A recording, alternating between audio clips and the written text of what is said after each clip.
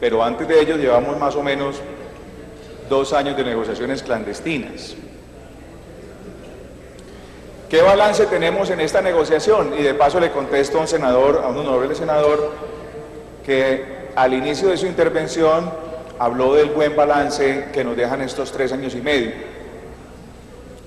Yo creo que hay que contradecirlo de manera muy respetuosa, pero lo que hemos visto en estos 3 años y medio han sido, primero, anuncios mentirosos, comenzando por el tiempo de la negociación. El presidente Juan Manuel Santos nos habló inicialmente de 10 meses de negociación y mire ya dónde vamos. Pero no solamente eso, ha habido una imposición unilateral de una de las partes en la negociación, que son las FARC. Aquí el gobierno ha cedido absolutamente todo. Hubiera sido mucho más fácil hacer la paz con el gobierno de Andrés Pastrana y nos hubiera salido mucho más barato, no hubiéramos tenido que ceder absolutamente todo. Y con base, digamos, en este criterio que ha tenido el gobierno nacional ha contribuido a quitar o levantar las acciones que nos permitían a nosotros tener seguridad democrática. El abandono de la seguridad en todo el territorio nacional ha sido una estrategia macabra para justificar precisamente los diálogos en La Habana. Y al Congreso de la República nos han traído también varias iniciativas, INANES, iniciativas que hoy son simplemente un saludo a la bandera, como el Marco Jurídico para la Paz. ¿Qué nos ha dejado a los colombianos? Un proceso que por supuesto ha estado de espalda a los intereses de cada uno de los colombianos, de los compatriotas. Nada bueno. El 15% de popularidad que tiene hoy el presidente Juan Manuel Santos refleja precisamente lo que están sintiendo los colombianos con este proceso de paz, que entre otras cosas también tenemos que decir cuál es la realidad en la cual se ha negociado desafortunadamente con la guerrilla terrorista de las FARC, un gobierno débil que no pudo gobernar, un gobierno que está permitiendo que los niños se mueran de hambre en La Guajira y en otras zonas del país, un gobierno que no pudo gerenciar la salud. Con el Zika se nos están muriendo pacientes, con el chikungunya dijo que no era nada, e incluso el superintendente de salud de este gobierno acusó a un senador que está aquí de contribuir precisamente a robarse la salud y al descalabro de Caprecón, que entre otras cosas está afectando no solo la red pública de salud de mi departamento y de casi todo el territorio nacional, sino la red privada también. Es muy lamentable lo que está pasando. Y es lamentable, por supuesto, lo que ha pasado en materia de educación. Pero miremos además cómo perciben los colombianos el tema de la corrupción, no solamente con la mermelada, sino lo que ha pasado con Reficar, o a oídos sordos el gobierno, incluso con las propias bancadas amigas del gobierno, le imploramos que no vendiera Isagen, la gallina de los huevos de oro, y la vendió sin ningún problema, a un precio irrisorio. Es decir, hay una grave crisis, por supuesto, que enmarca este proceso de negociación con la guerrilla terrorista de las FARC. Es muy lamentable. Hoy tenemos además, por el derroche permanente de este gobierno, un déficit que los optimistas dicen que está más o menos en 30 billones y los más pesimistas en 50 billones de pesos, porque además no se ha calculado bien el barril del petróleo, ni tampoco se ha calculado el costo que tiene hoy el peso frente al dólar. La devaluación que tenemos nosotros es supremamente preocupante. Pero nos traen un proyecto que no necesitan, ya lo decía María Fernanda hace un momento, lo manifestaba también el senador José Obdulio en su intervención. Aquí la guerrilla de las FARC llegó a La Guajira a hacer proselitismo político, pero no solamente a La Guajira, ya lo habíamos denunciado en el Caquetá y en la Macarena y en el Cauca, donde han llegado armados a hacer proselitismo político. Tenían anunciado en estos días ir a Algeciras, una zona, por supuesto, que ha sido muy golpeada por este grupo criminal. Y se han burlado de los colombianos. Esto tiene una repercusión no solamente nacional, sino internacional, donde estamos permitiendo en Colombia que existan 2 ejércitos, pero previamente a eso el gobierno nacional le limita el uso a quienes tenemos la posibilidad legal de usar armas. Y adicional le dice al ejército y a la policía que no pueden entrar a determinada zona. Ahí hubo un despeje. Y como tenemos que entrar en materia, y aquí un representante de la Cámara habló que no había despeje y que no iba a permitir despeje, pero creo que no ha entendido bien él o su bancada, porque el senador Benedetti a renglón seguido dijo que lo que iba a haber era muy sencillo, era un despeje de una zona de manera temporal. Entonces, hablemos de lo que pasó cuando se despejó la zona del Caguán. Yo soy del departamento del Huila y debo decirles que todavía lamentamos inmensamente lo que pasó alrededor de la zona de despeje. Una zona que se dio para buscar, por supuesto, la paz con la guerrilla terrorista de las FARC y que viviéramos todos mucho más tranquilos. ¿Quién no quiere vivir más tranquilo? Pues nosotros en el Huila también lo queríamos, pero significó para nosotros 355 secuestros de huilenses en esa zona de despeje. Significó 946 desapariciones forzadas. Significó, no podemos cuantificar cuántas personas extorsionadas, yo creo que es mucho más fácil establecer a quién no se extorsionó. Significó el cierre de las pocas empresas que habían en ese momento en el departamento del Huila, solamente para hablar de mi departamento, donde por supuesto sabemos cuál fue la realidad. Significó la necesidad de limitar el transporte de un municipio a otro después de las 6 de la tarde, porque el propio Marulanda jocosamente decía que después de las 6 no se podía transitar, porque ellos mismos se encargaban de secuestrar y a través de pescas milagrosas atemorizar la población civil.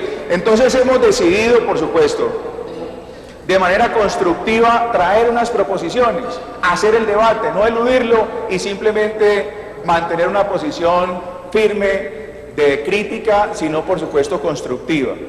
Y traemos, para que no se preste a equívocos, una solución para que tengamos zonas de concentración y no zona de despeje. Y la zona de concentración es muy sencilla, es simplemente poner unas condiciones especiales, que no exista población, es decir, que no tengamos corregimientos, que no tengamos municipios, que no tengamos sociedad civil, poblaciones asentadas en esos territorios.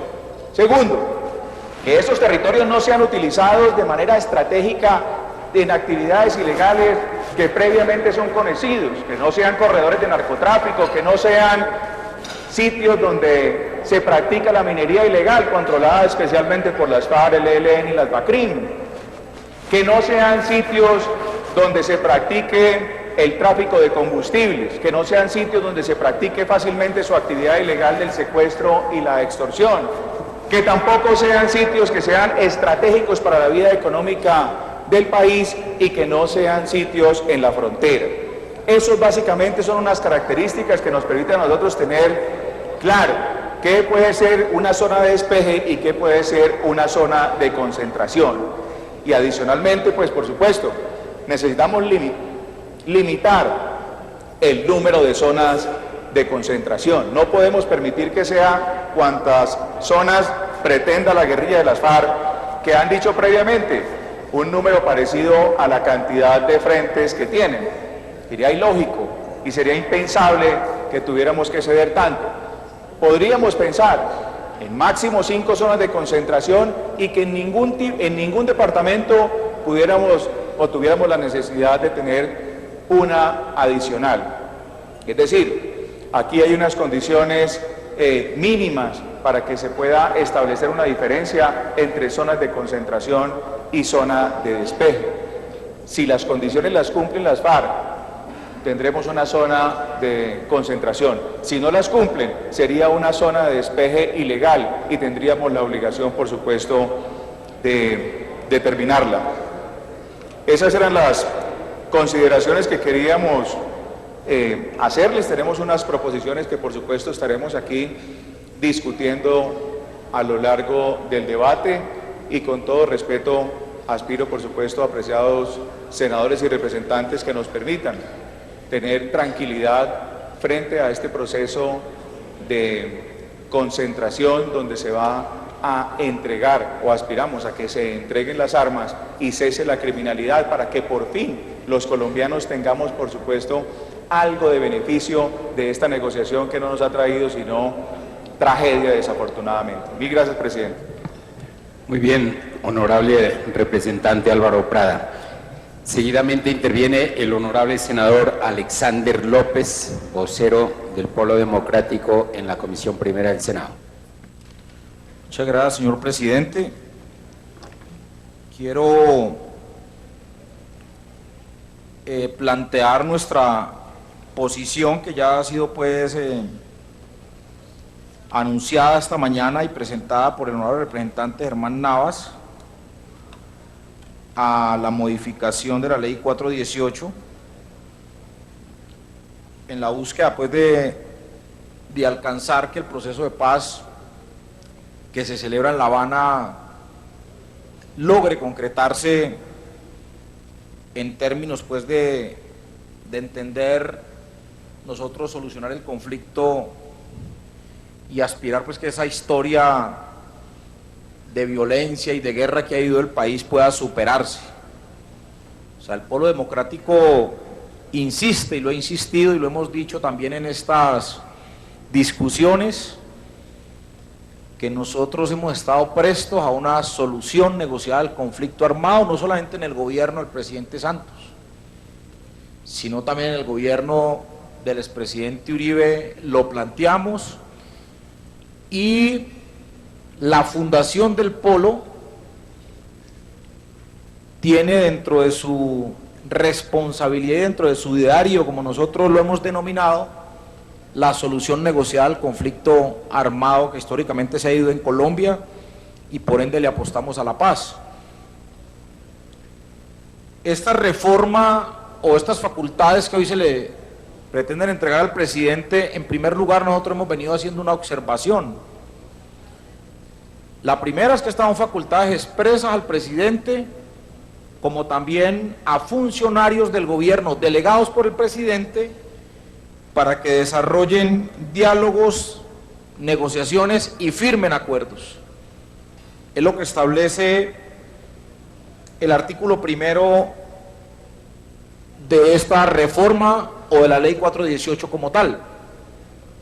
En esta parte no hay ninguna modificación, pero debo advertir que el Polo Democrático, en la discusión que se dio en relación a la forma de refrendar estos acuerdos a través del plebiscito, que fue la figura que utilizó el gobierno nacional, el presidente Santos, pues nosotros presentamos una proposición para que antes de convocarse el plebiscito, el pueblo colombiano conociese los acuerdos, y una vez conocidos los acuerdos, pues naturalmente se procedía a la decisión de convocar el plebiscito que iba a refrendar o no los acuerdos de La Habana, para lo cual pues nosotros mantenemos nuestra postura, mantenemos nuestra convocatoria para que esa publicación de los acuerdos que fueron tenidos en cuenta a partir de la negociación que se da en La Habana, pues el pueblo colombiano lo conozca antes de votar ese plebiscito, y nos parece que es importante superar ese tema. Es muy importante también entender la decisión que nosotros tenemos cuando entendemos por qué le apostamos a la paz. Históricamente, para nosotros como miembros de la izquierda democrática, como miembros de los movimientos sociales y como ciudadanos y ciudadanas que hemos confrontado desde que nos conocemos la forma como se gobierna el país, para nosotros es muy importante que en La Habana se logre un acuerdo, y no solamente en La Habana, sino también se avance en un acuerdo inmediato o en una mesa inmediata que permita llegar a acuerdos con el ELN, a fin de entender que no pueden seguir los gobiernos calificándonos a los que pensamos diferente a la forma como se gobierna este país, que porque pensamos diferente hacemos parte del movimiento insurgente. Jamás.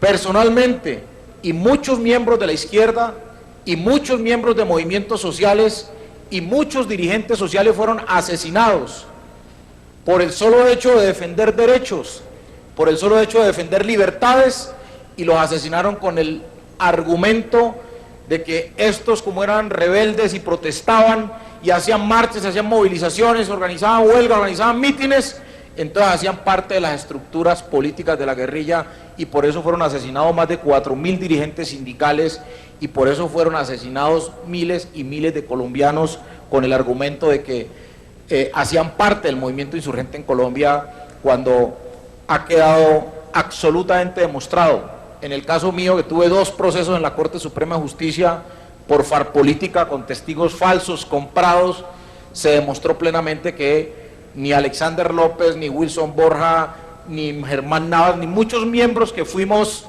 acusados por testigos falsos de pertenecer a la insurgencia, pues no hubo una sola prueba que afirmara eso, y ese proceso de paz debe permitir que en este país, una vez firmados esos acuerdos de paz con el ELN y las FARC, pues no se siga estigmatizando a aquel que piensa diferente en gobierno. Es más, nosotros estamos en abierta, pero en definida oposición al gobierno de Santos. A nosotros nos duele lo que hicieron con Isagen, y por eso no solamente estamos demandando, sino que vamos a convocar también a grandes movilizaciones contra ese robo absurdo que se le hizo al país sin ningún tipo de justificación, como fue la entrega de Isagen a una multinacional. Como tampoco nos vamos a quedar callados, y lo vamos a demostrar en este Congreso en el mes de marzo, en relación a la forma como se robaron más de 5.000 millones de dólares en Reficar. Como tampoco aceptamos la forma o el esquema o el modelo de salud que tiene el gobierno del presidente Juan Manuel Santos, que es un esquema de salud criminal. Como tampoco aceptamos el modelo laboral que se tiene en este país, que explota y humilla a miles y cientos de trabajadores. Como tampoco compartimos, y lo hicimos la semana pasada aquí con otros partidos políticos, la forma como se maneja la primera infancia y la forma como se permite. Inclusive en esta semana murieron 5 niños de hambre en La Guajira, cuando entre comillas la orden del presidente era que no moría un niño más en Colombia de hambre, y la respuesta que le da la infamia de no saber administrar y de no manejar bien los recursos del ICBF es que la respuesta es que esta semana mueren 5 niños de hambre por la irresponsabilidad de una directora que no sabe ni dónde está parada. Entonces, claro que no compartimos ese modelo económico de Santos y enfrentaremos a Santos, y el 17 de marzo vamos a salir con el movimiento social y con el movimiento sindical a protestar contra Santos y su modelo económico, ¿sí? Entonces, es importante precisar esos temas, que nosotros no estamos, desde el punto de vista ideológico, ni desde el punto de vista económico, ni político, con el gobierno del presidente Juan Manuel Santos. Somos el partido de la oposición, el Polo Democrático Alternativo, y es muy importante entenderlo. Señor presidente, vamos a radicar una proposición a propósito de este tema en el artículo 8º, en el parágrafo 3º. Creo que algunos otros colegas ya lo han anunciado, pero para nosotros es muy importante precisarlo. Hace unos 20 días estuve en el departamento del Cauca, y en el departamento del Cauca me reuní con algunas comunidades indígenas, con algunos líderes del movimiento indígena, y la gran preocupación del movimiento indígena es que en sus zonas que ancestralmente los indígenas han habitado y han permanecido, se vayan a definir parte de estas zonas como zonas de concentración, y el movimiento indígena, según lo manifestado por ellos, está dispuesto a hacerse reventar y está dispuesto a movilizarse contra una decisión en ese sentido. En el país todo el mundo habla de posconflicto. El viernes pasado estuve en Buenaventura y tuve la posibilidad también de dialogar, entre otros, con miembros de comunidades raizales, palenqueras y población afro que habita en esta zona del Pacífico, y el comentario, señor presidente, fue efectivamente el mismo. Si nosotros sabíamos si esas zonas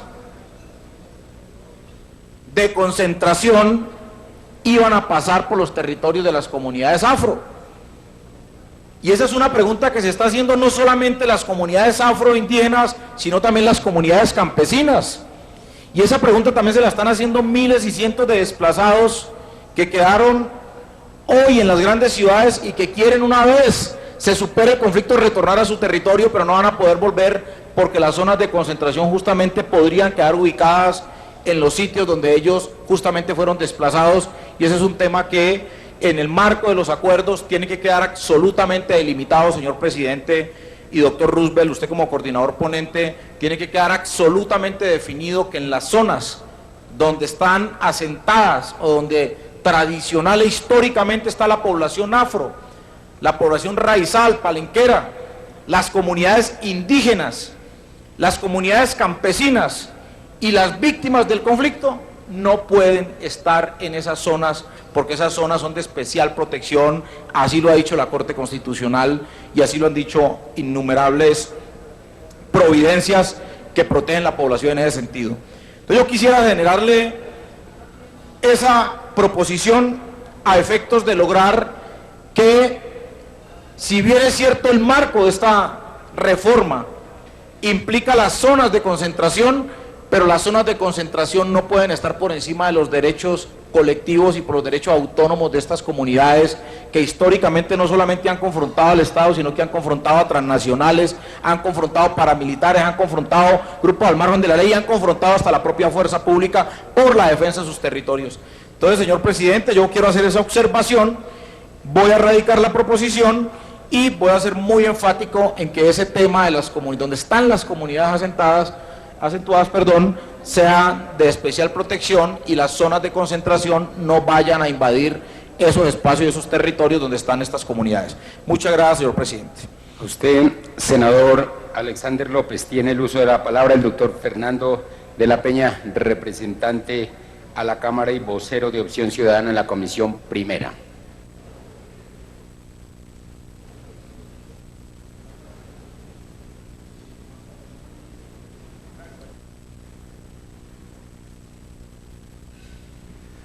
Gracias, presidente.